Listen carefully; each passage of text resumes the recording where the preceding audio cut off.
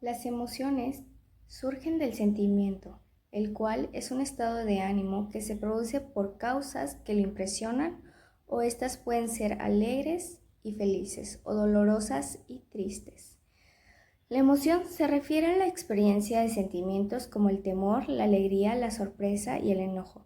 Todas estas emociones nos hacen poder percibir nuestro entorno y cómo nuestro alrededor está siempre lleno de estas emociones tan cambiantes en uno mismo, ya que la mayor parte del día no estamos o permanecemos con la misma emoción.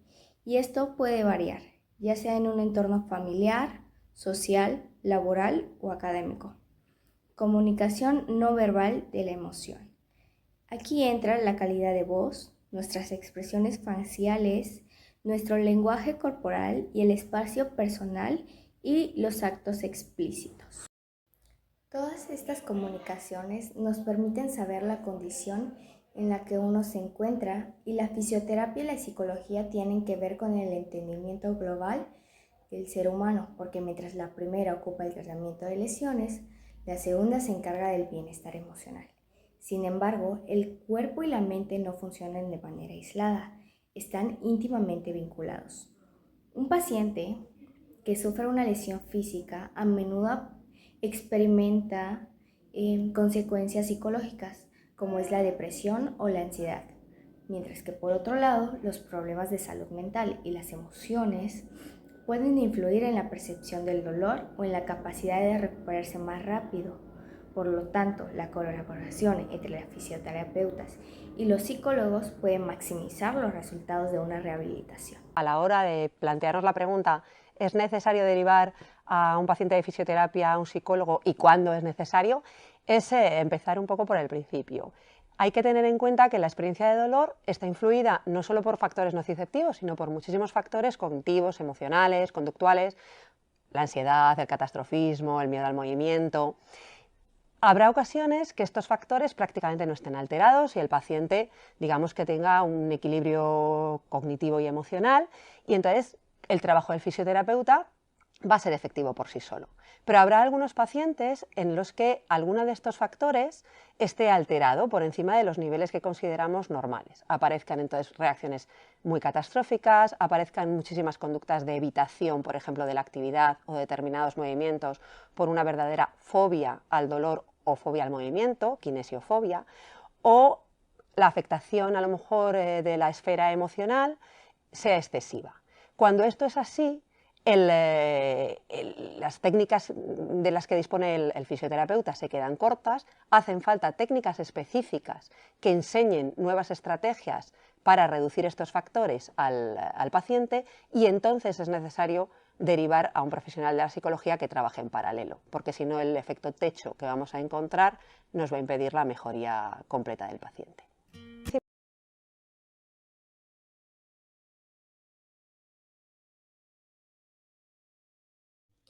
¿Qué son los sentimientos? Los sentimientos son experiencia privada y mental de una emoción.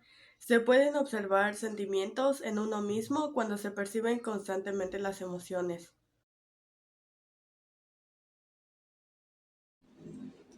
Función de los sentimientos. Los sentimientos tienen un papel fundamental en la adaptación al entorno, ya que influyen en la toma de decisiones, ayudan a formar nuestras creencias y actitudes, y al igual nos permite comunicarnos con las demás personas.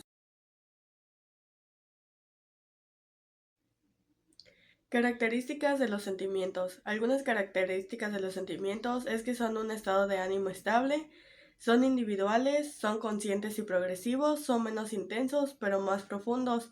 Al igual, una característica más importante de los sentimientos es que tienen una larga duración.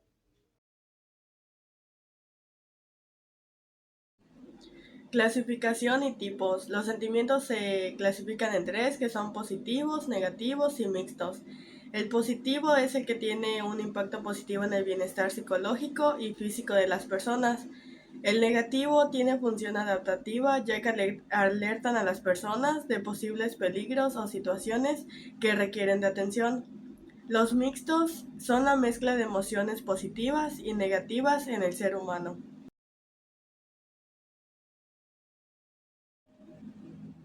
Relación de los sentimientos con la fisioterapia. Los sentimientos se pueden relacionar de diversas formas con la fisioterapia. Algunas de estas son la percepción del dolor. En este veremos qué es lo que siente nuestro paciente durante la sesión de la terapia a través de una expresión que tenga en su cara o un gesto que haga. Después tenemos motivación y adherencia al tratamiento. En este influye el apoyo de sus familiares y terapeutas, ya que gracias a estos el paciente se motivará para ir a sus sesiones de terapia y hacer sus ejercicios como se lo recomienda. Después tenemos relajación y bienestar emocional, que es cuando la fisioterapia ayuda al paciente a aliviar dolores con masajes, estiramientos y ejercicios terapéuticos para mejorar su calidad de vida y reducir los malestares físicos. Después tenemos la confianza y autoestima, que es cuando el paciente se siente bien consigo mismo y es capaz de lograr lo que se propone haciendo los ejercicios que su terapeuta le está recomendando. Ya por último, tenemos la interacción del fisioterapeuta con el paciente, ya que eso es muy importante, porque al estar teniendo la comunicación con nuestro paciente podemos saber cómo se siente con sus terapias y saber si podemos mejorar en algo. Al igual, se le puede ir modificando su tratamiento dependiendo de cómo se siente el paciente con las terapias y cómo vayan evolucionando sus masajes, sus ejercicios o sus medicamentos. Hola, mi nombre es David Javier Gómez Santiago, de la licenciatura en Terapia Física y Rehabilitación. El tema que va a hablar es sobre la sensación. ¿Qué es la sensación? La sensación es el proceso cerebral primario donde se encuentran los principales sentidos, que es el gusto, el tacto, la vista, el olfato y el oído. Es el proceso según el cual los receptores sensoriales del sistema nervioso que reciben y representan la energía de los estímulos donde pueden procedentes del entorno. La representación mental viene siendo que del mundo se consigue a través de la sensación, por lo tanto, pero sin la capacidad para seleccionar, organizar e interpretar nuestras sensaciones, esta no será posible. Existen dos tipos de procesamientos, el ascendente y descendente. La diferencia de estos dos es que el ascendente viene siendo el análisis que se inicia en los receptores sensoriales y culmina en la integración de la información sensorial en el cerebro. El descendente es el proceso de la información guiado por operaciones mentales de alto nivel que permite construir las percepciones a partir de la experiencia y las expectativas. Psicofísica y umbral absoluto. La psicofísica viene siendo el estudio de la relación entre los aspectos físicos del estímulo y nuestra percepción psicológica del mismo. El umbral absoluto es la intensidad mínima de un estímulo que puede percibir el 50% de las veces. ¿Por qué es necesaria la sensación para adaptarnos? Pues sí, porque la adaptación sensorial viene siendo la disminución de la sensibilidad como consecuencia de una estimulación constante. La explicación a dicho fenómeno es que después de una exposición constante a un estímulo, la frecuencia de excitación de nuestras células va disminuyendo. Para concluir la relación de la psicología con la fisioterapia. La relación de la psicología y la fisioterapia tiene que ver con el entendimiento global del ser humano. La primera se ocupa en la rehabilitación física y la segunda se ocupa sobre la salud mental, sobre el bienestar emocional, donde el cuerpo y la mente no funcionan de manera aislada, están vinculados. Quiere decir que el cuerpo y la mente no funcionan uno solo, sino que tienen que estar vinculados para que puedan funcionar. Por ejemplo, cuando un paciente que sufre de lesiones físicas a menudo experimenta consecuencias psicológicas como depresión o ansiedad. Por lo tanto, la colaboración entre fisioterapeutas y psicólogos puede minimizar los resultados como una rehabilitación. Y esto es así porque se trata no solo de síntomas, sino también las causas emocionales y psicológicas que subyacen a los problemas de salud del paciente.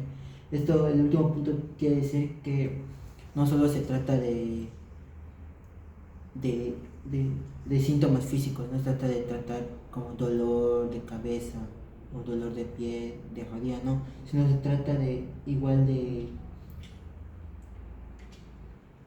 tratar también las causas emocionales y psicológicas para que el paciente mejore en el tratamiento. Y sería todo. Hola, soy Galia Montalvo y yo voy a presentar la percepción. La percepción es el proceso mediante el cual los seres humanos interpretan y organizan la información que reciben de su entorno. Se trata de codificar los datos que son captados a través de los sentidos e interpretarlos para operar con ellos. Eso quiere decir que son las cosas que nosotros vemos, oímos, escuchamos de nuestro entorno y nosotros tratar de codificarlo, darle un mensaje y percibirlo según lo que nosotros creamos, nosotros tenemos conocimiento para influir en nosotros. La psicología diferencia dos componentes de la percepción. El medio externo, que incluye los estímulos que se perciben, por ejemplo, en forma de sonido o imagen. El medio interno implica el modo en que cada individuo interpreta esos estímulos. Incluye la cultura y las necesidades individuales. Sus características. Tiene la subjetiva, que son las relaciones ante un estímulo y varían de una persona a otra, de acuerdo con las necesidades e intereses del momento y con las experiencias previas. La selectiva. Las personas se enfocan en ciertos aspectos del entorno mientras ignoran otros. Esa selección depende de la subjetividad, o sea, a veces le prestamos atención, digamos, estamos yendo caminando, vemos un carro y un perrito. A veces vamos a fijarnos tal vez en el perrito, algunos en el carro según los intereses que tenga cada uno. La temporal, que es la percepción que ocurre en un contexto específico y de tiempo y lugar. Se construye continuamente a partir de la interacción con el entorno y presenta un fenómeno a corto plazo que tiende a variar. Y el indiferencial. Después de recibir y procesar los estímulos, la mente elabora una idea o una imagen a partir de esa información. Es decir, le da sentido y tiene una representación mental.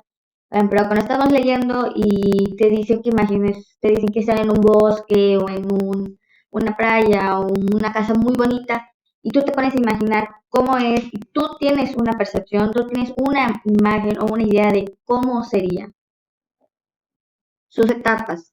Tenemos la etapa de selección. La selección de estímulos es el primer momento del proceso percibido, ya que lo que se percibe es una pequeña parte de los estímulos disponibles. Esta instancia no es completamente consciente ni aleatoria, sino que depende de las características del estímulo y de los aspectos del internos del individuo. Esto nos podemos decir que seleccionamos algo que sea tal vez de nuestro interés, que nos llame la atención, que tal vez nos guste o nos cause curiosidad y centramos nuestra atención en ese.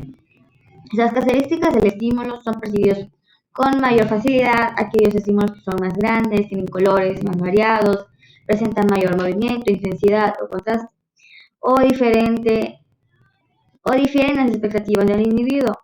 Aspectos internos del individuo tienen mayor probabilidad de ser percibidos, elementos relacionados con las necesidades y los valores del individuo, los gustos personales y colectivos, los intereses, lo que se considera saludable o positivo. Por ejemplo, a los que les gusta la Navidad les llama la atención un árbol enorme lleno de luces, de adornos. Tal vez a los que les guste tal vez el béisbol les va a llamar, no sé, una gorra que esté muy bonita y decorada.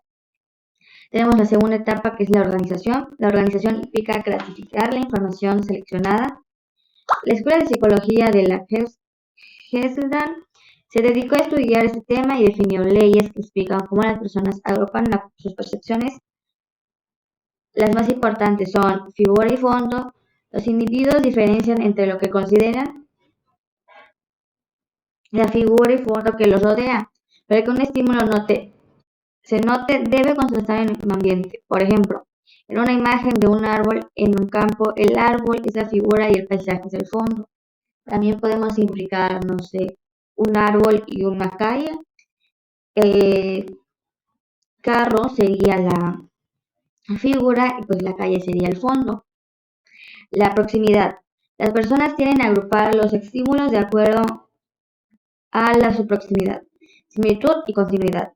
Por ejemplo, en un diseño en el que hay varios puntos, si hay 3 en un lado y otros 2 separados, los 3 más próximos se verán como un grupo. La tercera sería el cierre. En los casos de consecuencias abiertas o incompletas, los individuos tienden a cerrarlas y completarlas en busca de proporcionalidad y equilibrio.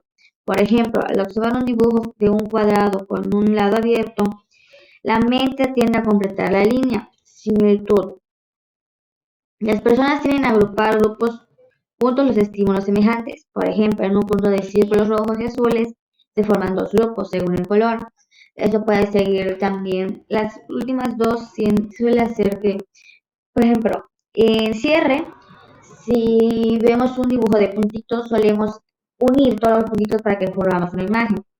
También en similitud, pues si tenemos dados, si tenemos piedritas, si tenemos colores, vamos a separar según su tamaño, tal vez sus colores, tal vez sus figuras, si son iguales, según lo que tenga.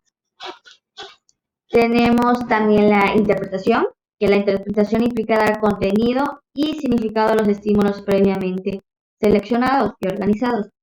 Esta es la última fase y depende de la experiencia previa del individuo y sus valores personales, por lo que la forma de otorgar significado es variable.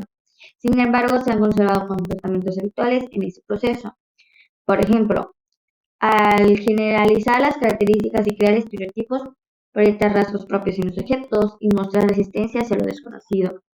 Esto puede darse a interpretar como los estereotipos tal vez en los cuerpos, en una tarea bonita, como diciendo, una tarea bonita tiene que ser limpia, con un título bonito, letra legible, que esté presentable, o por ejemplo,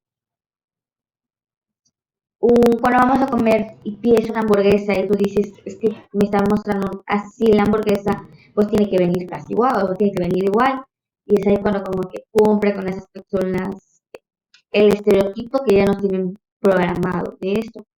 Los tipos.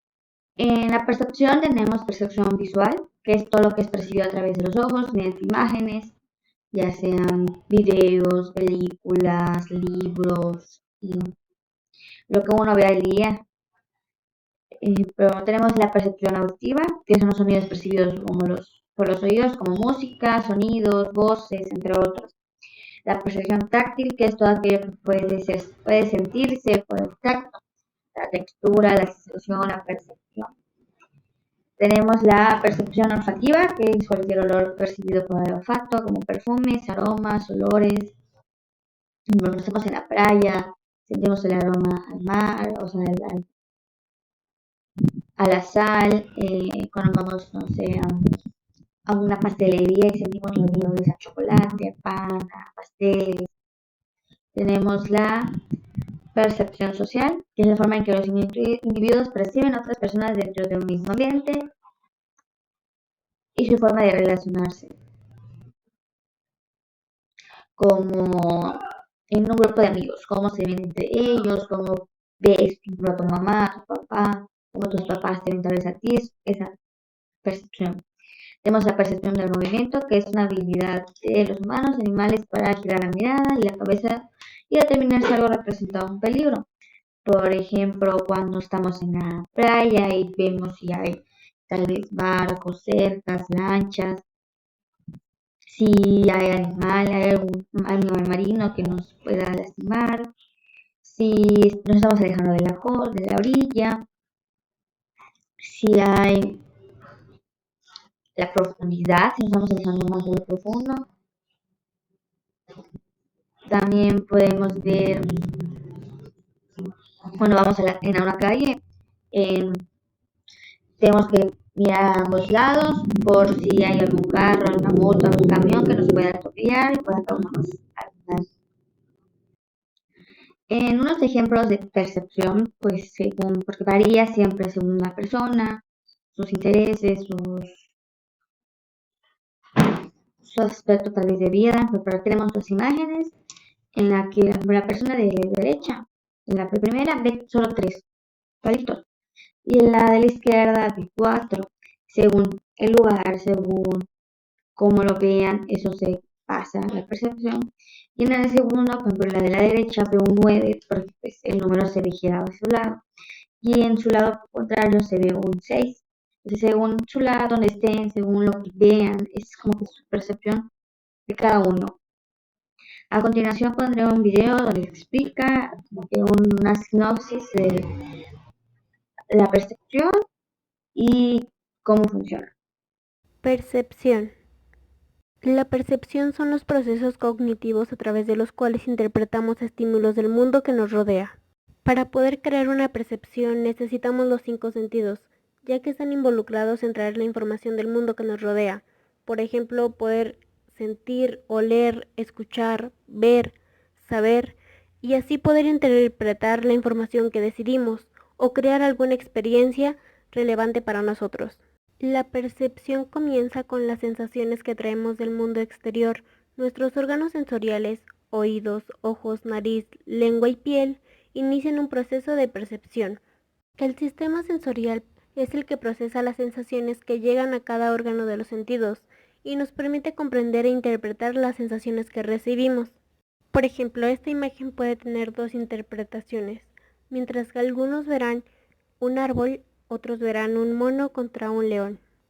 Las células receptoras envían esta información al área apropiada del cerebro a través de una célula nerviosa que se conecta a las neuronas en diferentes áreas del cerebro. El estímulo distal es el estímulo en el ambiente, el estímulo proximal tal como se representa en la mente. Y como conclusión, la percepción son el resultado de la interpretación de la información sensorial por el cerebro. Es la forma en que el cerebro organiza y da significado a la información sensorial, es decir, el cómo interpretamos las cosas.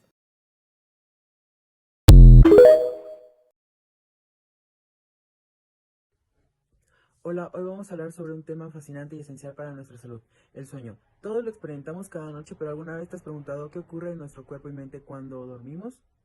Bueno, acompáñame en este recorrido para descubrir cómo funciona este proceso vital.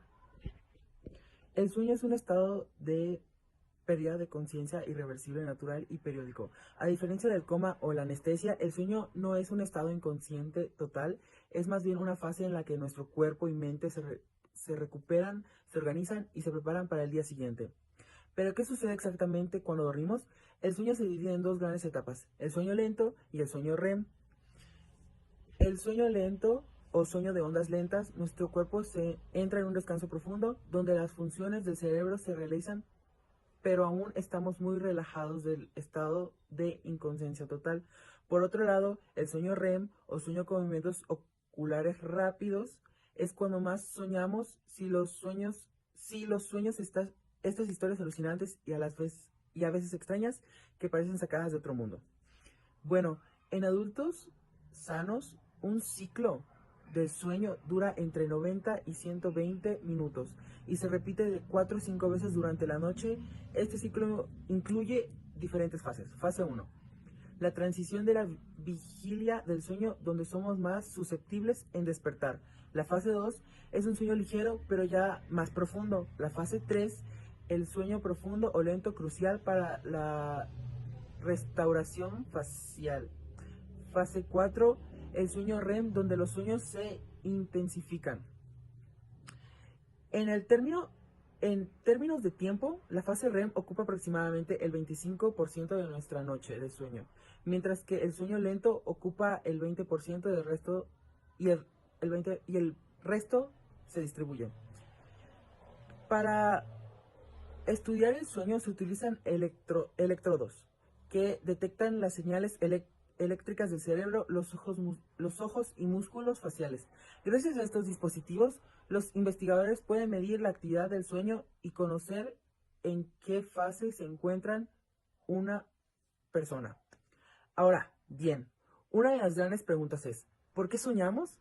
Los sueños son un estado alternativo de conciencia. Se trata de una secuencia de imágenes, emociones y pensamientos que surgen mientras dormimos.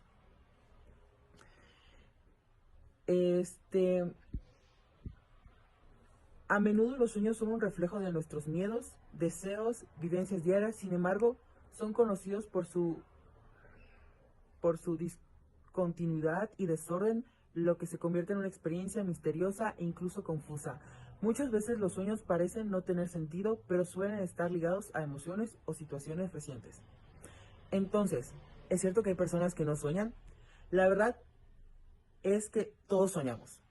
La diferencia es que algunas personas no recuerdan lo que soñaron y otras sí. Esto puede deberse a varias razones. Repetición de pensamientos ansiosos, un estado amnésico que depende del estado de conciencia o incluso una necesidad fisiológica de olvidar ciertos sueños. ¿Y cuánto duran los sueños?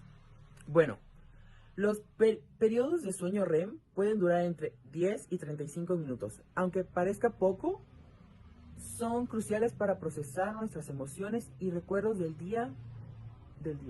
Los estudios demuestran que si una persona es despertada poco después de entrar en el sueño REM, puede recordar con precisión todo lo que estaba soñando. En cuanto al contenido de los sueños, suele estar influenciada por nuestras experiencias diarias, emociones, pensamientos previos.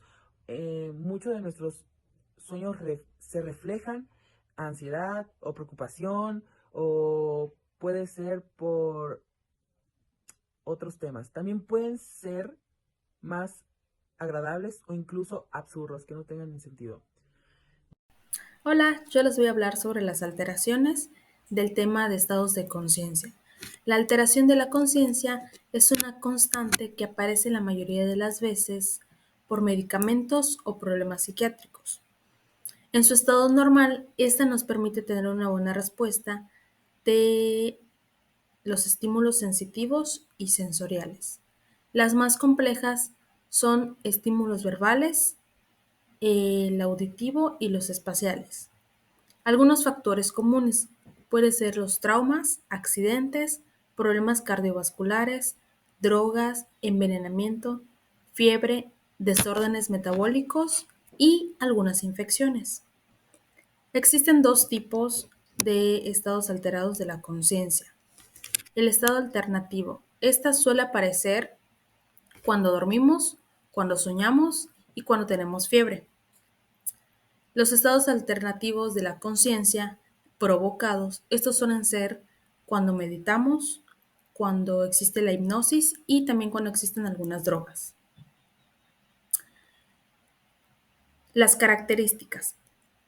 La alteración del pensamiento, la pérdida de noción del tiempo, pérdida de control, cambios de la expresión de emociones, alteraciones perceptivas, cambios en el sentido y incapacidad al describir algo. Las drogas y su alteración. La Organización Mundial de la Salud describe como toda sustancia natural o sintética que al introducirse al organismo altera de algún modo el sistema nervioso central, lo considera como una droga. Que estas igual se caracterizan por su efecto psicoactivo y se clasifican en tres. El primero son los estimulantes, que estos aceleran el funcionamiento del sistema nervioso central y nos causan dificultad para dormir o una activación elevada, que estas las podemos encontrar en anfetaminas, en la cocaína y la pasta base, que estas ocasionan desinhibición, estados de euforia, falta de control emocional, agresividad, cansancio, impaciencia, disminución del sueño, descoordinación, dificultades visuales y dificultades auditivas. De segundo tenemos las alucinógenas. que estas alteran gravemente el sistema nervioso central, que interfiere en los pensamientos, percepción de la realidad y en los estados de ánimo. Estas las podemos encontrar en el LSD, PCP, en la ketamina y en la LSA. Estas producen un efecto muy pequeña dosis que sea, siempre te van a producir algún tipo de efecto, que estas pueden ser alucinaciones, alteración de realidad, distorsión de colores y distorsión de imágenes. Y por último, las depresoras, que estas suelen disminuir o desacelerar el sistema nervioso central, que en un proceso progresivo adormecen el cerebro, que estas las podemos encontrar en la marihuana, en el alcohol, en el cannabis y en la heroína, que estas te dan una sensación de bienestar y tranquilidad, que nos pueden ocasionar respuestas torpes y lentas, también sin concentración y nos pueden dejar sin reflejos.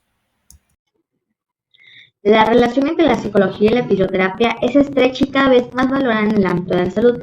Ambas disciplinas comparten la visión en que la persona es un ser complejo e integral, donde la salud no solo implica la ausencia de enfermedad física, sino también un estado emocional y mental óptimo. Es frecuente encontrar pacientes con problemas de salud que presentan síntomas físicos y emocionales.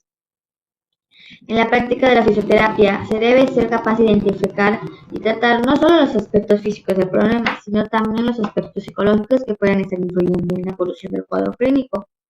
La psicología puede aportar herramientas y estrategias para el manejo del dolor y la ansiedad, el estrés y la depresión, lo que puede mejorar significativamente el proceso de recuperación del paciente. La fisioterapia y la psicología se relacionan estrechamente en la atención del paciente con problemas de salud que afectan tanto al cuerpo como a la mente. La fisioterapia trabaja en recuperación de